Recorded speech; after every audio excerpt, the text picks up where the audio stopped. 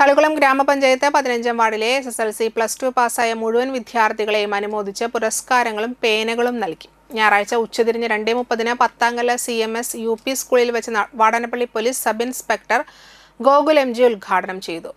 Ward member Sumana Joshi അധ്യക്ഷയായി. Civil police officer Firoz PA മുഖ്യപ്രഭാഷണം നടത്തി. ആശാവർക്കർ റസിയ NM എന്നിവർ സംസാരിച്ചു. വീട്ടുകാർക്കും നാട്ടുകാർക്കും അത്രയും അസഹനീയമായ രീതിയിൽ ശല്യമായിട്ട് പോലീസിനോട് അഭ്യർത്ഥിച്ചിട്ട് വരെ എന്തെങ്കിലും ചെയ്യാൻ പറ്റുമോ എന്നുള്ള രീതിയിൽ സുമനേജ് നേരിട്ട് കണ്ടതാണ്. ഞങ്ങളെ ദൈനംദിന ജീവിതത്തില് പല സംഭവങ്ങളിൽ ഒരു സംഭവം മാത്രമാണ് അത്. അപ്പോ വന്നു പിറ്റേത് സാർമാരെല്ലാവരും കൂടി സംസാരിച്ച് നമുക്ക് നാളെ ഡി അഡിക്ഷൻ സെന്ററിലേക്ക് കൊണ്ടുപോകാമെന്ന് പറഞ്ഞു.